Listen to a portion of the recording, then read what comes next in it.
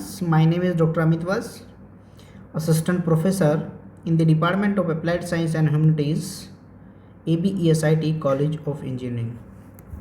Student, इससे पहले अभी तक हम जो डिफरेंशिएशन कर रहे थे nth टाइम, वो केवल एक फंक्शन का ही डिफरेंशिएशन कर रहे थे। अगर हमें दो फंक्शन अलग अलग मिल जाएं x के और दोनों फंक्शन प्रोडक्ट में आ गए हों तो उनका भी nth टाइम डिफरेंशिएशन किया जा सकता है। लेकिन जैसा कि हम जानते हैं 12th क्लास में पढ़ के आए हैं कि अगर दो फंक्शन प्रोडक्ट में आए तो उनका एक बार डिफरेंशिएशन करने का ही अपना एक डेफिनेशन होता है, एक रूल होता है। अगर हम उसका डिफरेंशिएशन nth टाइम करेंगे तो वो भी हमें उस रूल के अकॉर्डिंग ही चलना पड़ेगा। तो अभी पहले मैं दो फंक्शन लेता हूँ और उनको दोनों को प्रोडक्ट में रख के उनका डेरिवेटिव करके देखते हैं कि वो किस तरीके से आ रहे हैं। तो मैंने ये लेट किया कि y equals to fx and gx are any two functions in product. दोनों फंक्शन प्रोडक्ट में आ गए हैं। शॉर्ट में मैं इसे ऐसे भी लिख सकता हूँ कि f एंड g, f भी x का फंक्शन है और g भी x का फंक्शन है। अगर मैं इस फंक्शन का एक बार डिफरेंशिएशन करूं तो पहला फंक्शन एज इट इज़ दूसरे का डिफरेंशिएशन हो जाता है प्लस दूसरा फंक्शन एज इट इज़ पहले का डिफरेंशिएशन हो जाता है। तो इस तरीके से हम ये डेफिनेशन लगा सकते हैं। अभी मैंने एक बार डिफरेंशिएशन किया है।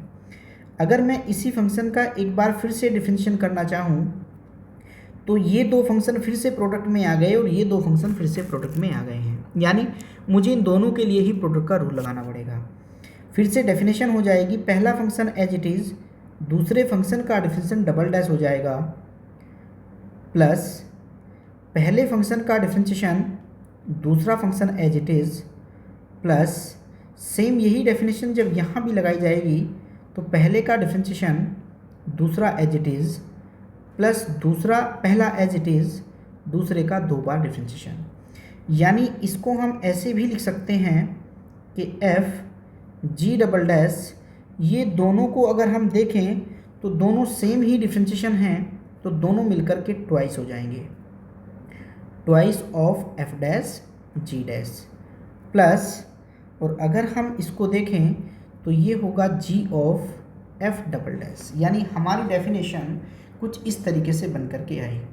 स्टूडेंट, अगर हम थोड़ा सा और आगे इसको बढ़ाएं और एक बार और डिफरेंशिएशन करें y3 तो वो डिफरेंशिएशन कुछ इस तरीके से आ रहा है कि पहला फंक्शन एज इट इज़ फिर एक बार डिफरेंशिएशन होगा प्लस f का एक बार डिफरेंशिएशन g डबल डैश होगा प्लस ट्वाइस ऑफ f दो बार डिफरेंशिएशन होगा g dash as it is plus twice of f dash g double dash हो जाएगा plus g dash f double dash plus g f triple dash x।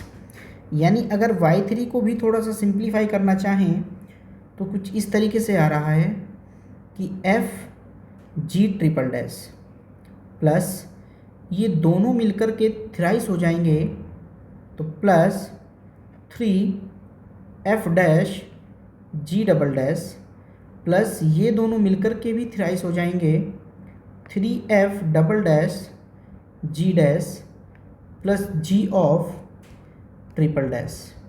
यानी student, अगर हम ध्यान से देखें तो हमारा डिफरेंशिएशन कुछ इस तरीके से आता हुआ जा रहा है कि पहला फंक्शन एज इट इज़ होता है, जितनी बार भी हमें डिफरेंशिएशन करना हो दूसरे फंक्शन का इतनी ही बार डिफरेंशिएशन हो जाता है, प्लस फिर 3 आया, फिर इसका एक बार डिफरेंशिएशन हुआ और इसका एक बार कम हुआ। यानी एक का डिफरेंशिएशन तो बढ़ता हुआ जा रहा है और दूसरे का डिफरेंशिएशन घटता हुआ जा रहा है।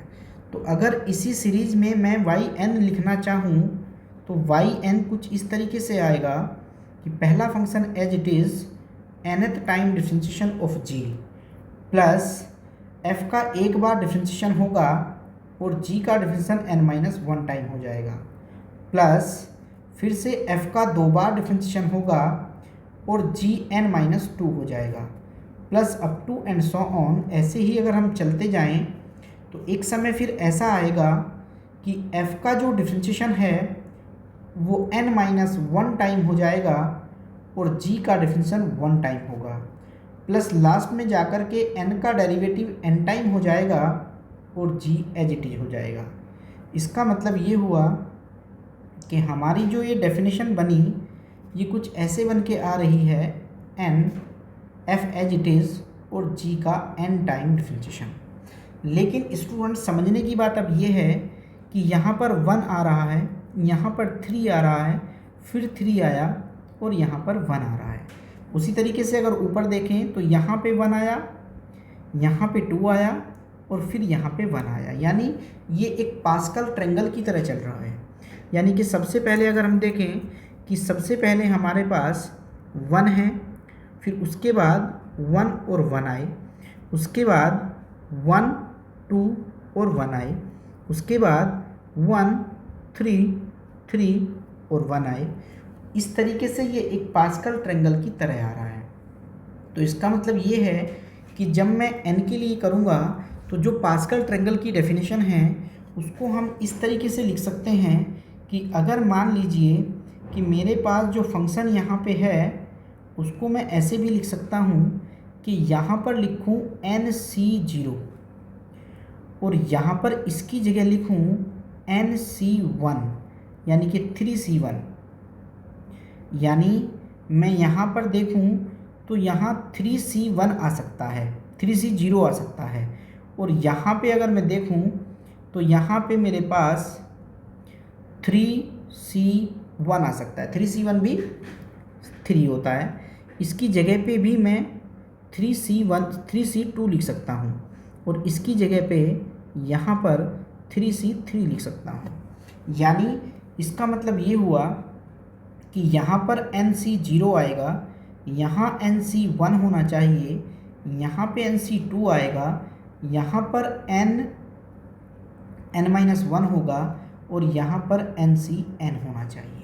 यानी इस तरीके से मेरी डेफिनेशन बन के आ रही है। हमने 12th क्लास में भी पढ़ा है इसे, 11th क्लास से पढ़ते हुए आ रहे हैं। तो इसका मतलब ये हुआ कि हमारी जो डेफिनेशन बनी है वो कुछ इस तरीके से बन कर के आई, जो थ्योरम बनी है वो कुछ इस तरीके से बन कर के आई कि let y equals to u into v are two functions of x in product, then the nth time differentiation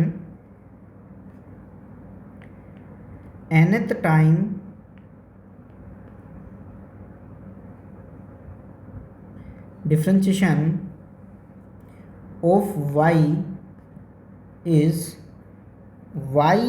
n equals to पहला function as it is nth time differentiation of v। यहाँ पर nc1 भी होना चाहिए, यानी यहाँ आएगा nc0 plus अगर इसी तरीके से हम इस थ्योरम को लिखते जाएं तो फिर पहला डिफ्रेंशिएशन u का होगा n-1 time differentiation of v हो जाएगा, प्लस 2 बार डिफ्रेंशिएशन u का होगा n-2 time differentiation of v हो जाएगा, plus up to and so on, plus n-1 time of u हो जाएगा और 1 टाइम डिफ्रेंशिएशन ऑफ v हो जाएगा, और प्लस अगर हम इसको आगे लेके जाएं तो लास्ट तक कहाँ तक जाएगा, u एज इट इज होगा और u का डिफ्रेंशिएशन, u का जो डिफ्रेंशिएशन है वो n टाइम हो जाएगा और v function as it is होगा। यानी हम इसे इस तरीके से लिख सकते हैं। स्टूडेंट ध्यान देने वाली बात यह है कि जब मैं उसके मल्टीपल को लिखूँगा तो कुछ ऐसे चलेंगे कि यहाँ nc0, यहाँ nc1, यहाँ nc2 हो जाएगा उसके बाद चलते चलते यहाँ N C N minus one हो जाएगा और यहाँ N C N minus N हो जाएगा। तो इस तरीके से हम इस थ्योरम को लिख सकते हैं। इसी थ्योरम को इट इज़ कॉल्ड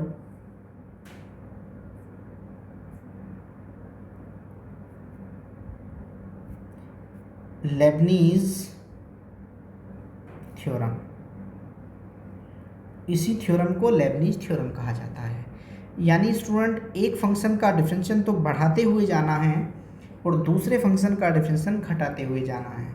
ऐसा बिल्कुल भी नहीं है कि आप u को पहला नहीं मान सकते, आप v को भी पहला मान सकते हैं, आप u को भी पहला मान सकते हैं। मतलब जिसके लिए भी आप करना चाहें आप उसी को पहला और दूसरा मान सकते हैं। लेकिन स्टूडेंट ध्यान देने वाली बात यह है, मैं नोट करके लिख रहा हूँ कि अगर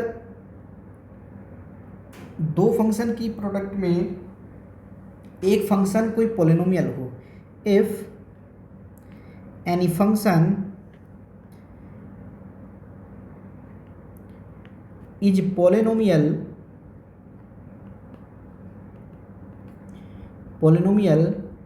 मतलब जैसे a नोट x की power n plus a1 x की power n minus one plus up to and so on. अगर इस तरीके का एक पॉलिनोमियल है in the product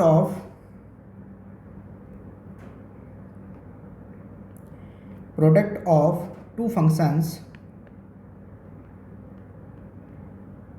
then taking first function is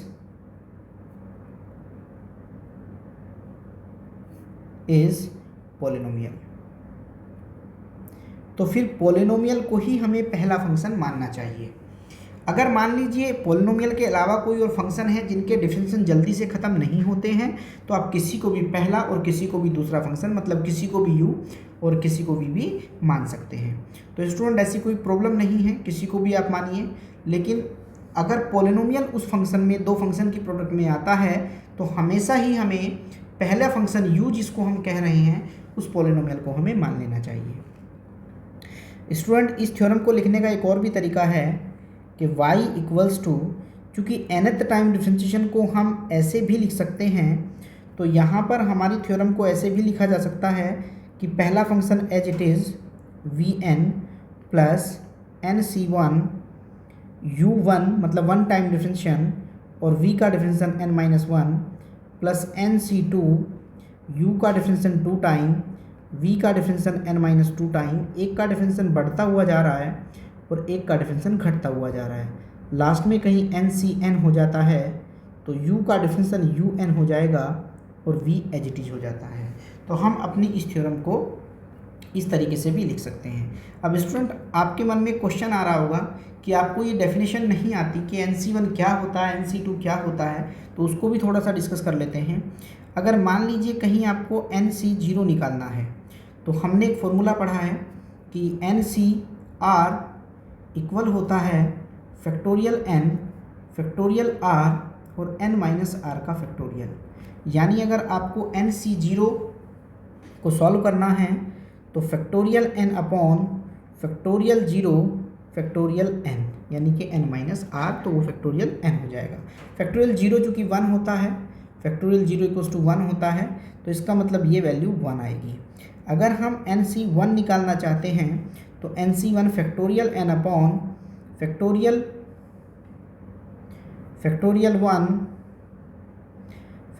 1 और n माइनस 1 का फैक्टोरियल हो जाता है। ऊपर वाले फंक्शन को n इंटू n माइनस 1 का फैक्टोरियल लिख सकते हैं, अपॉन में 1 फैक्टोरियल 1 ही होता है, n माइनस 1 का फैक्टोरियल है, ये इससे कैंसिल हो जाएगा, यानी वैल्यू n आ गई है। इसके बाद अगर हम मान लीजिए NC2 निकालना चाहते हैं तो उसकी डेफिनेशन हो जाती है फैक्टोरियल n फैक्टोरियल 2 और n माइनस 2 का फैक्टोरियल। यानी आप इसे कह सकते हैं n into n minus 1 n minus 2 का फैक्टोरियल अपॉन फैक्टोरियल 2, यानी ये इससे कैंसिल हो जाएगा, n माइनस 2 का फैक्टोरियल ये कैंसिल हो गया, तो वैल्यू आएगी n into n minus 1 upon factorial 2। यानी कि हम ये कह सकते हैं स्टूडेंट कि अगर NC0 की वैल्यू लिखनी हो तो आप 1 लिखेंगे, NC1 लिखना हो तो आप n लिखेंगे, NC2 लिखना हो तो आप n into n-1 upon factorial 2 लिखेंगे, और NC3 अगर आपको कहीं यूज़ करना हो तो n into n-1 n-2 upon factorial 3 लिखेंगे। और स्टूडेंट ध्यान रहे कि NCR इक्वल्स टू NCn-R भी होता है, यानी इस फॉर्मूले को भी हम यूज कर सकते हैं। तभी हम पास्कल कह रहे हैं कि फर्स्ट से वैल्यू जो आती हैं लास्ट से वैल्यू भी मल्टीपल वही बनती जाएंगी। तो स्टूडेंट एक एग्जांपल लेते हैं, उस एग्जांपल में देखते हैं कि किस तरीके से हम इस थ्योरम को लगा सकते हैं। तो एक क्वेश्चन है कि if y equals to x² sin 2x find yn। मुझे yn चाहिए, दो फंक्शन प्रोडक्ट में आ गए हैं। इससे पहले के प्रॉब्लम जब जितनी भी हमने की कहीं पर भी इस तरीके से फंक्शन नहीं आते थे, तो इस बार हमारे दो फंक्शन प्रोडक्ट में आ गए हैं। तो स्टूडेंट ध्यान दीजिए, क्योंकि दो फंक्शन प्रोडक्ट में आए और एक नोट मैंने आपको लिखाया है कि कोई भी अगर पोलिनोमियल हो उसके अंदर तो उसको हमेशा फर्स्ट फंक्शन ही मानना चाहिए। तो जब मैं इसके अंदर थ्योरम लगाऊंगा तो y इक्वल्स टू मुझे गिवन है x² इंटू साइन 2x। तो एक को मैंने u मान लिया है और एक को v मान लिया है। तो मैं अगर देखूं, स्टूडेंट ध्यान से देखिए, अगर मैं इसको देखूं तो इसे मैं u लेट कर रहा हूं और इसे मैं v लेट कर रहा हूं। तो जब मैं अपनी थ्योरम को अप्लाई करूंगा तो y का डिफ्रेंशिएशन होगा, यानी डिफ्रेंशिएशन कर रहे हैं nth टाइम मुझे करना है और विद रेस्पेक्ट टू x करना है। क्योंकि दो फंक्शन की प्रोडक्ट का डिफरेंशिएशन डायरेक्टली नहीं हो सकता तो लेबनीज़ थ्योरम ही लगानी पड़ेगी। तो हम लिख रहे हैं कि यूजिंग लेबनीज़ थ्योरम, हम लेबनीज़ थ्योरम से ही उसका डिफरेंशिएशन करेंगे। तो लेबनीज़ थ्योरम से चूंकि उसका डिफरेंशिएशन करना है तो लेबनीज़ थ्योरम लगा करके ही डिफरेंशिएशन करेंगे स्टूडेंट। तो लेबनीज़ थ्योरम से डिफरेंशिएशन हो जाएगा yn इक्वल्स टू, पहला फंक्शन u को माना है तो x² as it is nth time differentiation of sine 2x plus NC1 one time differentiation of x² dn-1 time differentiation of sine 2x plus NC2 d2 of x² dn-2 of sine 2x। यानी आपने अपनी theorem को इस तरीके से लिखा plus up to and so on, आगे तक थ्योरम इस तरीके से जाएगी। अगर यहाँ पे स्टूडेंट देखें, थोड़ा इसको सिंप्लीफाई करें तो yn equals to x² nth time differentiation का फॉर्मूला साइन 2x का आपने पढ़ा है, 2 to the power n sine 2x plus n π/2 हो जाता है, प्लस NC1 n होता है, फॉर्मूला ऊपर पढ़ा है आपने। एक बार डिफरेंशियल अगर करेंगे x² का तो 2x हो जाएगा, और इसका जब n-1 टाइम करेंगे तो 2 to the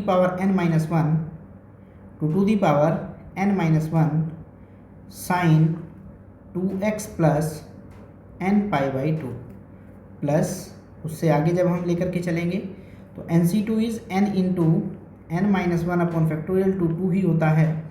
ये डिफरेंशिएशन भी 2 ही हो जाएगा क्योंकि 2 टाइम डिफरेंशिएशन हो रहा है x² का, और ये होगा 2 to the power n-2 sine 2x plus this is n-1 π/2, और यहाँ पे हो जाएगा n-2 π/2। तो इस तरीके से लिख सकते हैं। प्लस आगे भी जाना था स्टूडेंट, लेकिन देखिए जब यहाँ पर 2 टाइम डिफरेंशिएशन x² का हो रहा है तो जब मैं उसका डिफरेंशिएशन यहाँ पे करूँगा तो वो डिफरेंशिएशन थर्ड टाइम आने वाला है, मतलब d3x⁻3 फॉर्मूला नहीं d3x⁻2 फॉर्मूला मैंने आपको बताया भी था उस टाइम पे जब मैं उसको डिस्कस कर रहा था।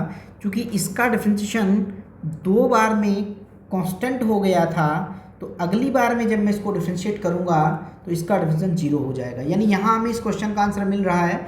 आपके मन में एक क्वेश्चन आ रहा होगा कि इसको हमें थ्योरम को कहाँ से स्टार्ट करके कहाँ तक जाना है, ये मुझे अभी तक समझ में नहीं आ रहा था, लेकिन अब मुझे समझ में आया क्योंकि मेरे पास कोई पॉलिनोमियल है, इसीलिए मैंने पॉलिनोमियल को पहला फंक्शन माना था कि चूँकि x की पावर d की पावर से जब भी कम रह जाएगी तो वो सारे डेरिवेटिव जीरो हो जाएंगे। d मतलब डिफरेंशिएशन है, और जब भी x की पावर उससे कम रह जाएगी तो वो डिफरेंशिएशन जीरो हो जाएंगे।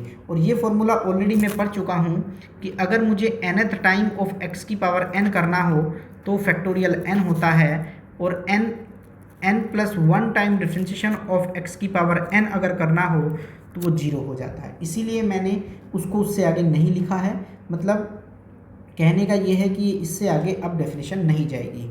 अब अगर मैं इसको थोड़ा सा और सिंप्लीफाई कर लूँ तो yn इक्वल्स टू होगा 2n x² sign 2x plus n π/2 plus ये हो जाएगा 2 जब इसमें जाके ऐड होगा तो ये होगा 2n nx sign 2x plus n-1 π/2।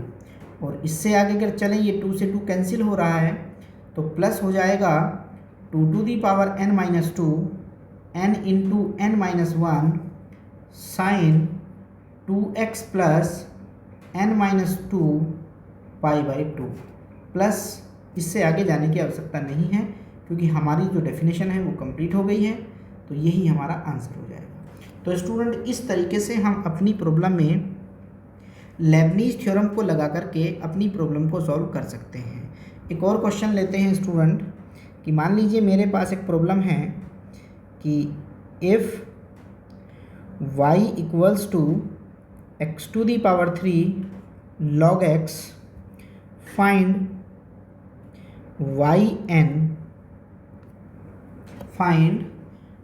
yn। तो अगर हम इसे सॉल्व करना चाहें तो सॉल्यूशन स्टार्ट करते हैं।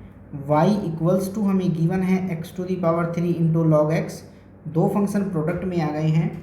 लेकिन अगर देखें तो पहला फंक्शन एक पॉलिनोमियल है।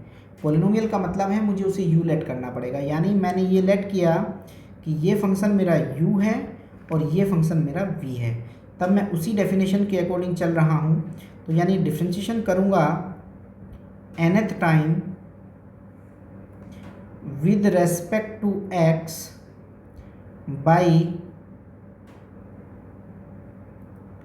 By Leibniz theorem.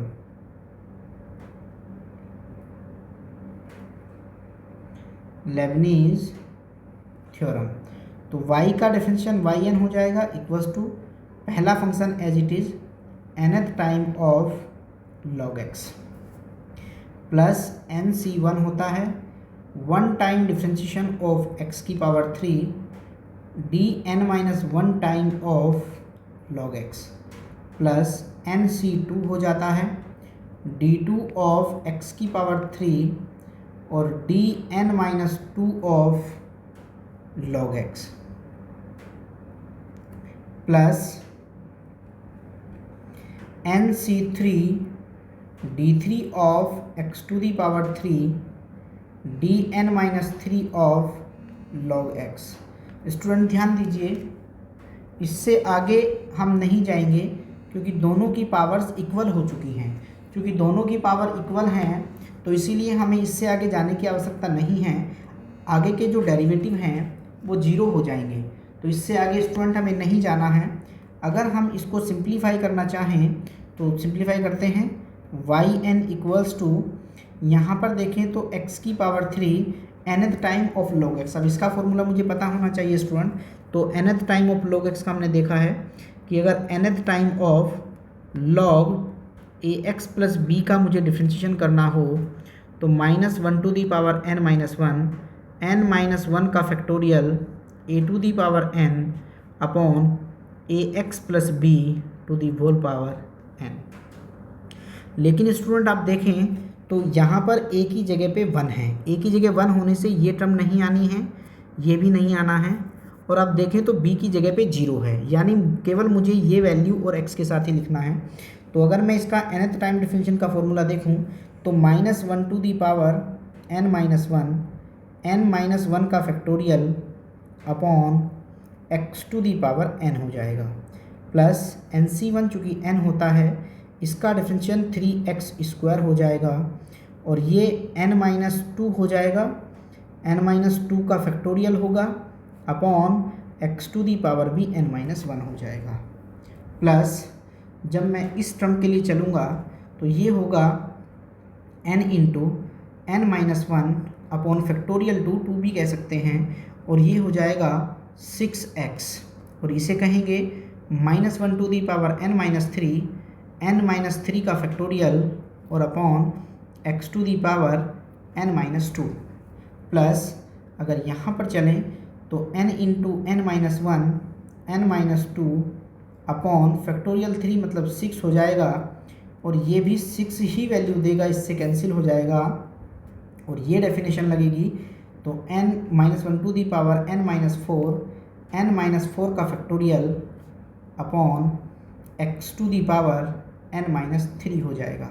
तो स्टूडेंट अगर देखें तो ये सब जगह पे सिंप्लीफाई करके हम ये x इसके साथ ऐड कर सकते हैं, ये x भी इसके साथ ऐड कर सकते हैं, ये x भी इसके साथ ऐड कर सकते हैं। यानी अगर हम इसको और सिंप्लीफाई करना चाहें तो जो yn की वैल्यू है वो कुछ इस तरीके से आएगी कि -1n-1 का फैक्टोरियल अपॉन x⁴n-3 हो जाएगा।